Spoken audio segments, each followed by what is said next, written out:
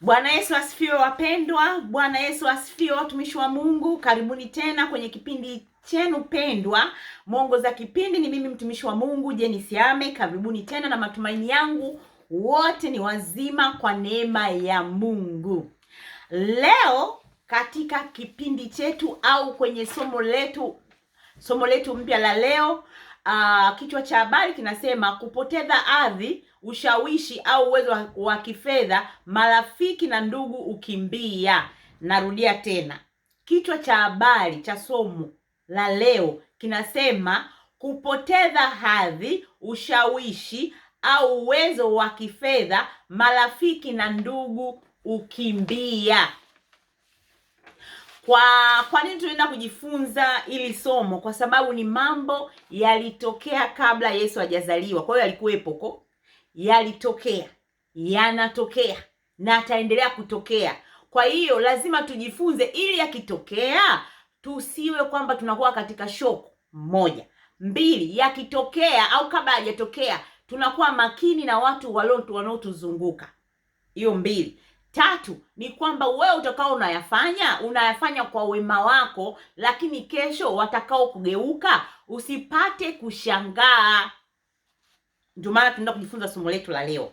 Sasa, somo letu la leo linatoka kwenye nini? Somo letu la leo linatoka katika Samuel wa pili, mlango wa 16, na nitasoma katika ile mistari ya 20, 21. Umeona, na 22 na mpaka wa 23. Sasa katika huu mstari tunaenda kumuongelea nani? Tunaenda kumuongelea mtu anaitwa Ahithofeli. Ahithofeli alikuwa ni nani? Ahithofeli alikuwa mshauri wa Daudi. Umeona Na katika huu mlango wa 16 ni nini tunaenda kujifunza? Ni kwamba kuna mtoto wa Daudi anaitwa Absalom. Huyo Absalom alipindua kiti cha babake kuwa mfalme, anataka kuwa yeye. Lakini katika hayo mapito ya Daudi, wakati mtoto wake anataka kumuua baba yake, Absalom anataka kumuua Daudi na Daudi akakimbia, kuna watu waligeuka, ndo wao akina Ahithofeli. Ahithofeli alikuwa mshauri mkubwa, na akikushauri wanakwambia ushauri wake kama umetoka kwa Mungu, kwa sababu ushauri wake alikuwa akosei. Sasa ngoja mimi nisome, alafu baadaye tuendelee kuchanganua na tupate kujifunza. Unaona Sasa wa Samueli wa pili mlango wa 16 mstari wa 21, wa 22 mpaka wa 23, ambao unasema, naye Ahithofeli akamwambia Absalom, ingia wewe kwa masuria ya baba yako au aliowaacha, ili kutunza nyumba, na Israeli wote watasikia ya kuwa umechukizwa kabisa na baba yako. Ndipo itatiwa nguvu mikono yao wote walio pamoja nawe. Basi wakamtandikia Absalom hema juu ya nyumba dalini, naye Absalom akaingia kwa masuria ya babaye machoni pa Israeli wote. Na shauri lake Ahithofeli alilokuwa akilitoa siku zile lilikuwa kama mtu aulizapo neno la Mungu. Ndivyo walivyokuwa na mashauri yote kwa juu ya kwa Daudi. Umeona Sasa kwa hapa ni kitu gani tunajifunza? Absalom mtoto wa Daudi kamkimbiza baba yake, kamtoa kwenye kiti cha ufalme. Daudi yuko huko mapolini, lakini Ahithofeli ndo alikuwa mshauri mkuu. Tunaposema alikuwa mshauri mkuu, ni kama ni rafiki yako, kwa sababu huwezi kufanya jambo mpaka yule aseme. Lakini Daudi alivyoamua kukimbia, Ahithofeli hakukimbia na Daudi. Ahithofeli aliamua kujiunga na Absalom. Absalom alikuwa ni mtoto wa Daudi. Hapo ndipo wanadamu wanabadilika. Na Daudi alikuwa anajua yani kwamba Ahithofeli akitoa tu ushauri wake, yani lazima kitu kifanyike. Sasa pata picha kwamba Daudi amejua kwamba Ahithofeli ameungana na mtoto wake, lakini Ahithofeli anamwambia Absalom kwamba lala na masuria babako, yani lala na wanawake wa baba yako kweupe, watu waone.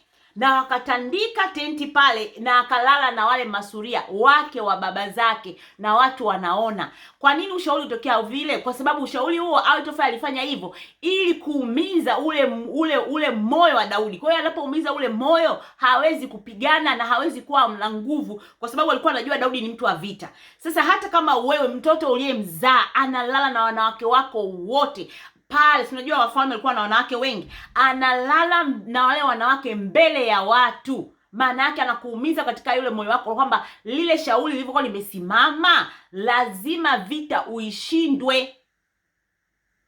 Ndio maana nakwambia Daudi mwenyewe alikuwa anajua Ahithofeli akitoa ushauri lazima uwe na nguvu. Sasa nataka nikwambie, jiulize wewe, mtoto uliomzaa kutoka kwenye viuno vyako wewe, mwanamme, alafu leo hii anatokea mtu anamshauri, ukitaka kumwini babako ule moyo tummalize, lala na mke wake, lala na wanawake zake, alafu atende kile, afanye kile kitendo peupe, umenielewa, mbele za watu. Wewe utakuwa wapi? Moyo wako utakuwa wapi? Je, unaweza ukapigana? Moyo wako unaweza ukakuwa una nguvu? Kwa hiyo huo ndio ushauri. Sasa swali la kujiuliza tunaposema hivi, unapopoteza hadhi, unapopoteza ushawishi au uwezo wa kifedha, hadhi ni kama vyeo. Kwamba kumbuka hapa Daudi alikuwa amepoteza ufalme. Kwa hiyo huyu kama alikuwa rafiki wa kweli, kwa nini hakujiunga na Daudi? Aende naye huko kwenye mapigano, ampe ushauri, wamjeze kumwini huyu mtoto, kumtoa katika ufalme wa Absalom. Lakini yeye aliamua kujiunga na Absalom. Alikuwa anajua tayari Daudi wamemaliza, na yeye ndo atakuwa, Ahithofeli atakuwa mshauri wa nani? Wa Absalom. Kwa hiyo hapo unaona Ahithofeli alikuwa analinda cheo, alikuwa analinda ile hadhi yake, hataki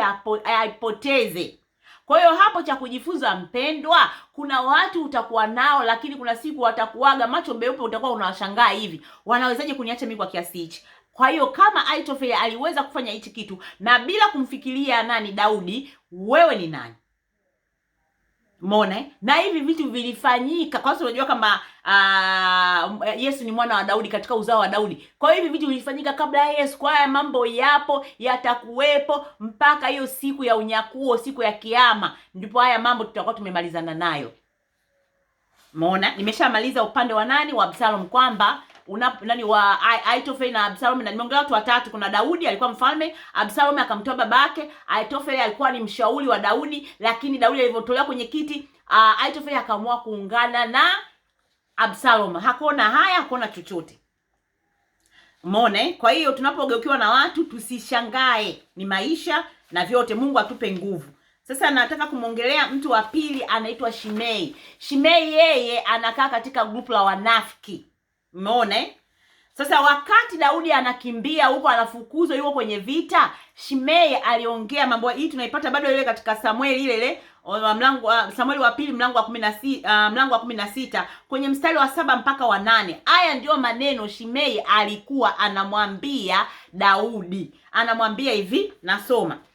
Naye Shimei alipolaani alisema hivi, nenda zako, ewe mtu wa damu, ewe mtu usiyefaa. Bwana amerudisha juu yako damu yote ya nyumba ya Sauli, ambaye umetawala badala yake. Naye Bwana ametia ufalme katika mikono wa Absalom mwanao. Kisha angalia, wewe umetwaliwa katika uovu wako mwenyewe, kwa sababu umekuwa mtu wa damu. Aya, Shimei alikuwa anaongea kwa sababu alikuwa mtu wa Sauli. Kwa hiyo kuna watu nakuwa nao, lakini mwingine ana chuki. Alikuwa anaamini kwamba huyu Daudi amechukua nafasi ya nani? Nafasi ya Sauli. Umeona? Kwa hiyo ina maana alikuwa pamoja na Daudi, lakini bado alikuwa anamchukia. Kwa hiyo alipopata ile anguko, kwa hiyo Shimei ndo alipoanza kumlaani. Ukiendelea kusoma mstari mwingine unaona alikuwa anamrushia vumbi na mawe. Huyu ndio Shimei.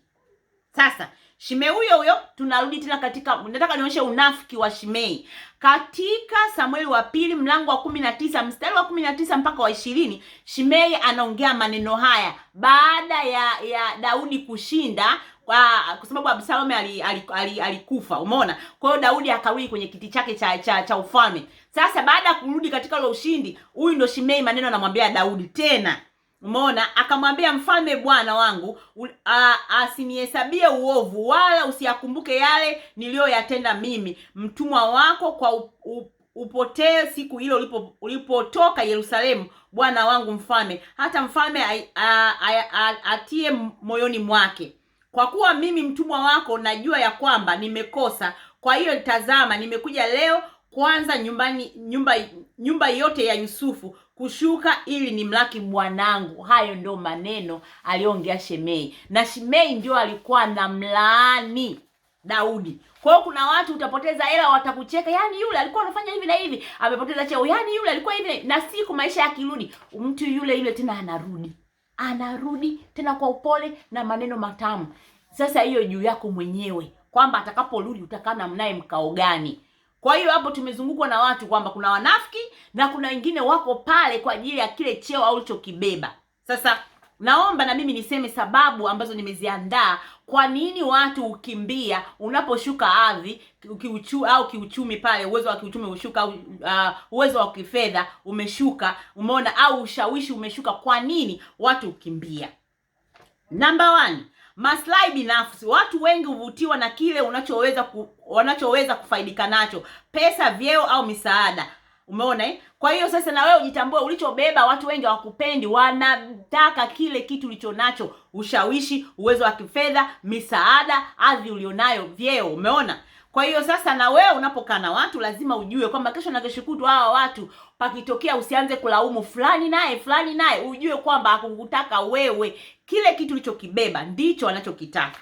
Number 2, hofu ya kubeba majukumu. Kwa sababu inasema hivi, wanahofia kuwa utaanza kuwaomba msaada wa kifedha au msaada wa kimaisha, ujitenga mapema ili kukwepa majukumu hayo, kwa sababu wewe ulikuwa unawasaidia. Sasa hivi wanaona maybe they are turn na wewe kukusaidia wewe. Kwa hiyo sasa, ili usiwasumbue, ili wasiwabugudhi kwa kuomba msaada, watakukimbia, watajitenga.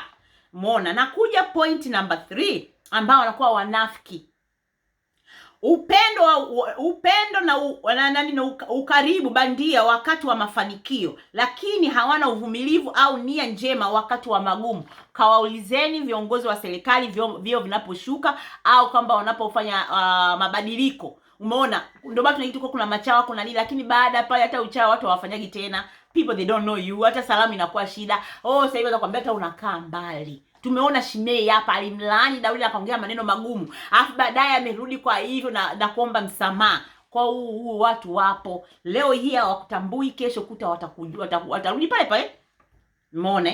Haya, kingine tunakuja kwamba mabadiliko ya mtandao wako.